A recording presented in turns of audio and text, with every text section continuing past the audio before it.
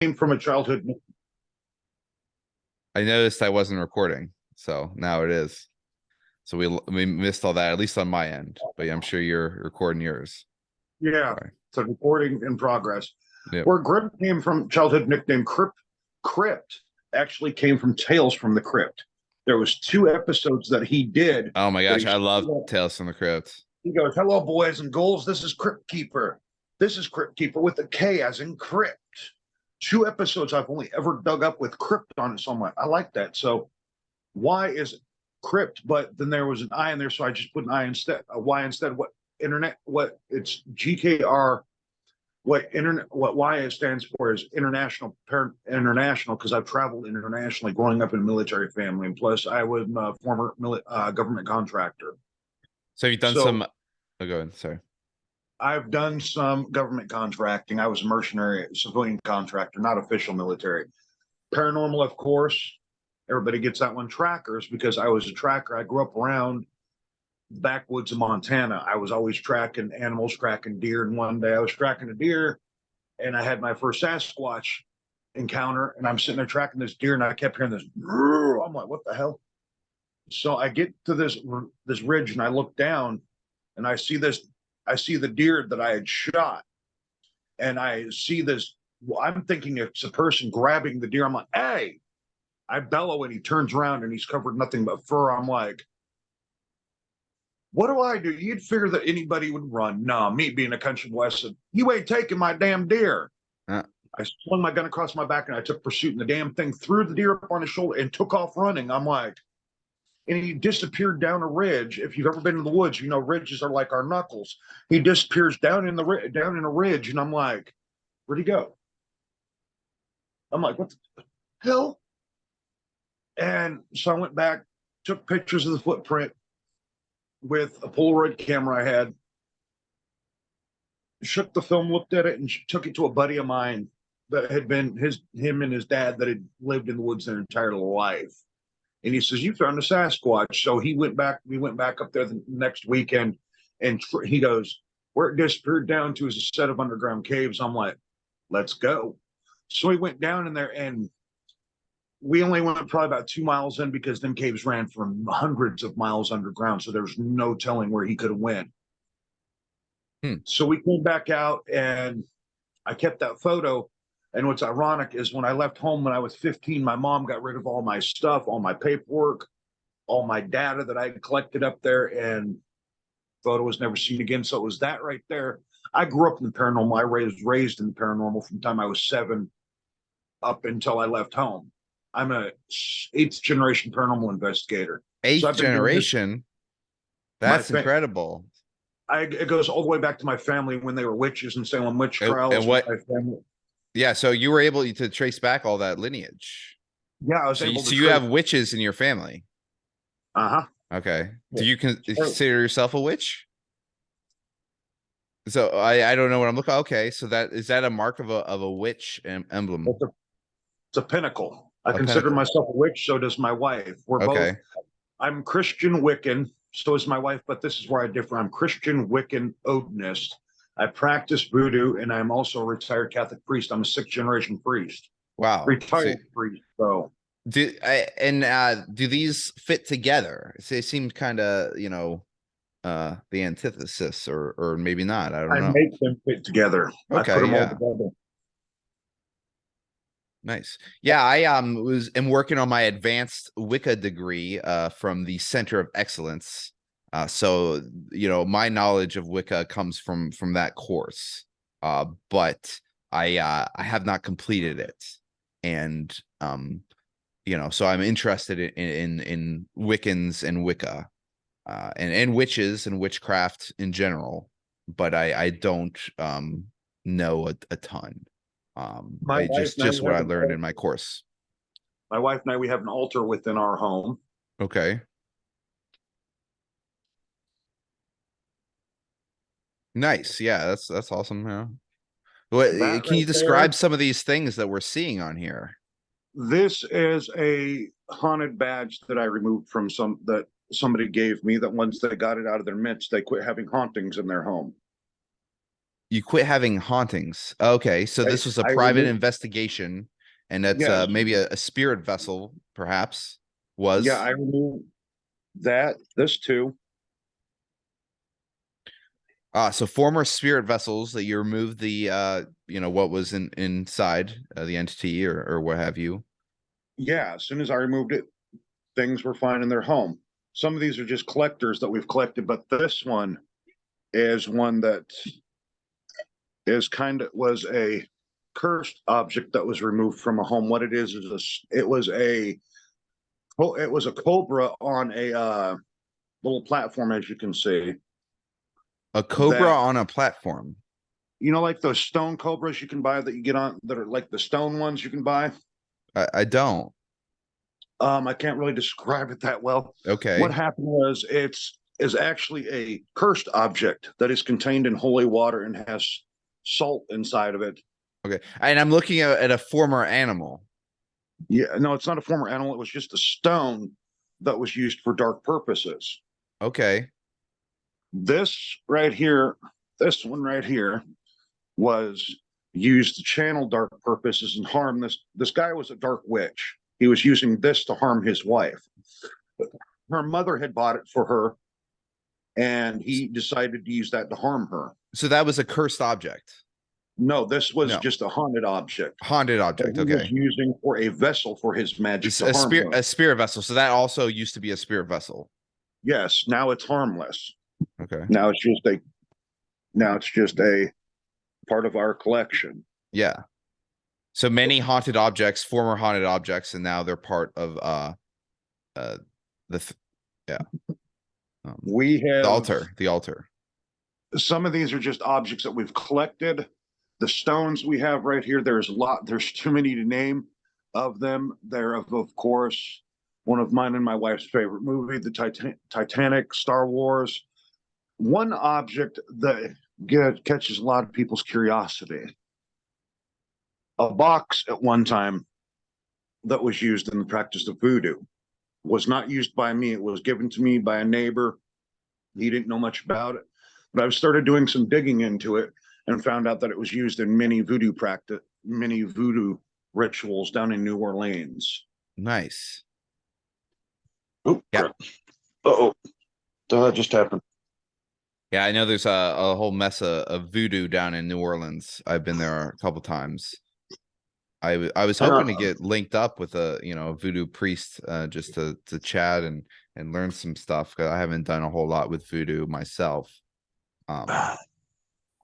Okay, I lost Had, you for a minute. There we oh, go. did you? Okay, yeah, I had a couple like I had a poppet at one time. I believe that's the pronunciation. For voodoo, right? You like the doll, P-O, the poppet. how do you spell that? P-O-P? Poppet, I believe. P-O-P-E-T-T? Poppet. Let me check. Poppet, yes. Yeah. In folklore and witchcraft, a poppet known as a poppet, muppet, or good lord. A doll made to represent a person for casting spells on a person to aid through magic. They are occasionally found watching chimneys. These dolls can be fashioned from materials or carved. Yeah. So at one point I had a poppet that was used for voodoo, like a voodoo doll kind of, and for witchcraft kind of deal. Yeah. I'll have to see if I can dig that up. They But have different styles of poppets I've seen throughout the years. Now, I wasn't familiar with them being under that name. I was just doll, voodoo doll. yeah, a That's voodoo doll, right. but I poppet. I don't know the origin of the term poppet, but that's what I remember calling it. Yeah. And then you do the effigy. Or the effigy is the doll, right? Or Yes, it is effigy. Word poppet is older. Spelling of puppet, Middle English. Poppet meaning small child or doll. In British English, it continues. Poppet is generally a British term of endearment or a referring to a child or young girl, much like these words dear or sweet. yeah, so they're like one and the same, the poppet, the effigy. Once it you kind of you do the spell or whatever to make it have the person or the presence, so you can, you know, put needles in it or whatever, and it would have an effect on the other person, which is some form of witchcraft or voodoo magic. From my understanding, again, I'm not an expert It at is. any of this. I don't claim to be an expert at nothing. What I've learned throughout the years, there's no such thing as to quote an old friend of mine that is an actual hunter, paranormal hunter. I mean, Bobby J. Gallo, he said there's no such thing as experts in the paranormal field. There are those of us that have gathered thousands upon thousands of hours of video. We have gathered hundreds of plus pictures. Let's say you've got George and Fred. Fred is a spirit medium, and George is a demonologist.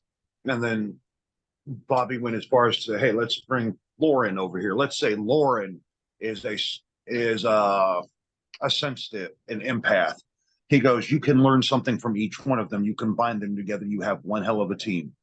Because therefore they're not experts. They know a little bit more than each other. You bring them together and they can build a hell of a team. See, as you read my background, I've got a lot of gifts behind me. My wife, I'll let her describe okay. My wife is would you say sensitive? She is a sensitive. Okay, great.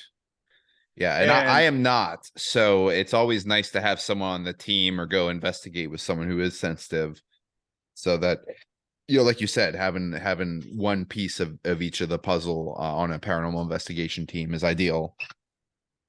We don't have equipment. We don't have nothing like that. One of my team members openly jokes I am the equipment because I'm quicker to pick up on things than most people because I can see them and hear them.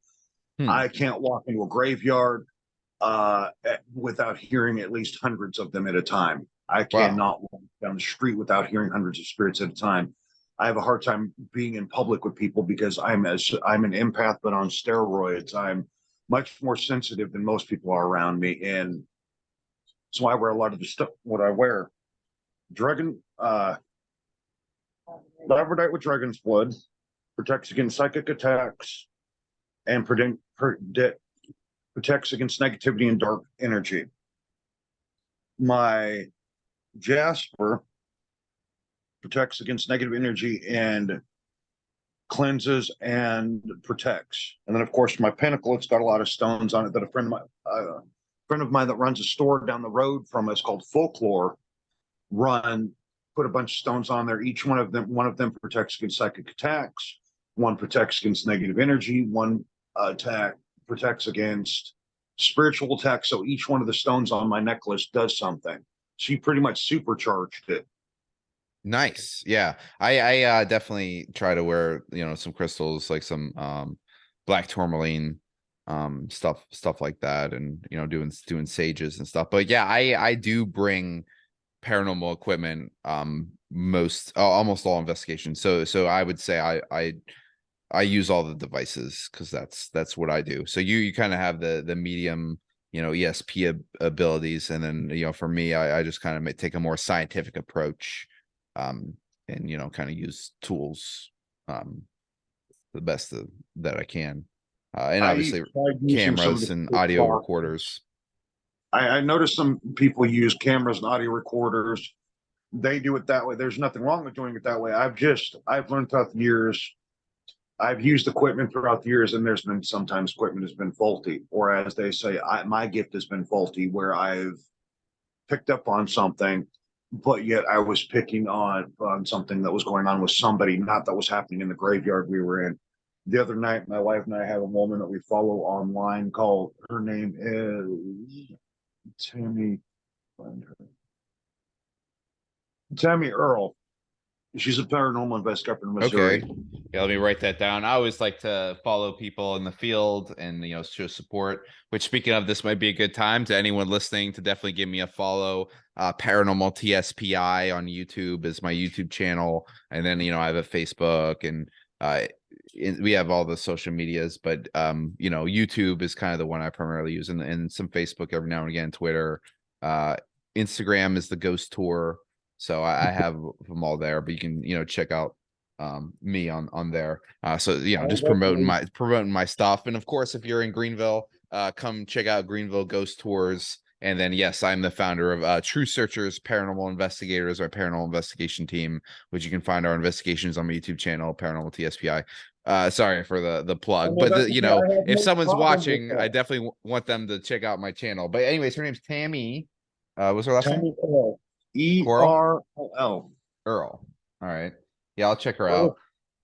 out. Managed. She's was up in the graveyard, and I managed to channel spirits for her. By the way, that's 604 miles from us that I managed to channel. Okay, so That's a great little. Go ahead. Yeah, you manage her channel. No, I managed to channel for her spirits for her while I was in my home here in Oh, Pennsylvania. gotcha. Okay, That's a good little distance for me to push my gift. no doubt. So I decided to push it further the other day. After I go, let's see how far I can push it. So I managed to push it, and well, she wasn't there. I managed to project myself astrally to the graveyard that she was at after she'd been long gone from there, of course, and walk through the graveyard and picked up on some stuff for her that I'm going to be telling her tonight about. I don't know how I do it. When my wife was up in Tennessee, she was sitting in her car one day and we were talking on the phone. And I said, honey, you're in your car, right? She goes, yeah. I said, look in the rearview mirror. She adjusted the mirror and saw me sitting in the back seat, but I wasn't there. I was here in Panama City. She goes, how the hell do you do that? And I managed to mess with her car too. Dang. Not with electronics. I managed to mess with it. I locked her in the car for a brief minute. Yeah. Well, maybe, yeah. Don't mess with me though, man. I don't know if I want that. It'd drive me like, that'd be crazy. But that's a cool ability that you have there. I don't. I don't know if there's a way to teach. Can you learn that? Can I learn to do this, or is this just kind of? It's each of my gifts that I have. My first gift that I was ever born with was the spirit medium ability, and each of my gifts. It's kind of weird. There was family members that had died there was 6 or 7 family members that died within a 2-month period, and I went to go see them. And this was years ago, and each one of them, as they passed, so their gift wouldn't die with them. They said, I wield my gift to you. Mm. And each one of them wielded their gift to me, and I have their gifts. And they said they willed their gift and their power to me. And from that point on, I was like, okay, whatever. Granted, yeah, I was a practicing witch then, but I'm like, okay, whatever. I was a skeptic, but I was a witch at the same time. When I started experiencing their gifts, like the gift of premonition that my great aunt had, I was sitting there in my house one day in California, and suddenly I was rocked out of a dead sleep. I'm like, what the hell? And I saw something that was going to happen before it happened. And I got up the next morning with Starbucks like I normally did, get my coffee, came out, and what I had saw in a dream was a car had hit another car that caused the car in front of it to hit a homeless man. And right when I'm coming out of Starbucks, I saw it in that exact order. I'm like, nah. So from that point on, I started digging further into the gift of premonition. So he did get hit by a car. He did, but not in the manner I saw it. And what I saw him in was the car ran over the top of him, but it did hit him. It broke his leg. But yet it was interesting because when the car hit this man, the car that hit the first car got out and was a doctor. And ironically enough, he'd been looking for his brother for 10 years. His brother had been homeless on the street for 10 years. And that was his brother right there. I'm like, what the hell? So I'm like, no. No, this was just random. No, this is just random occurrence. So I started digging further into the gift of premonition and started learning more about it and honing my gift. Then I got into automatic writing, got into remote viewing, and took it from there and just pushed myself further. So for those at home, watching this, if you have a gift, or like me, if you don't have the gift, is there something that we can do, or a way to start, or how to hone it better? What do you viewing, find a target? As I went to a remote viewing class years ago, and a remote viewing seminar. Find a target.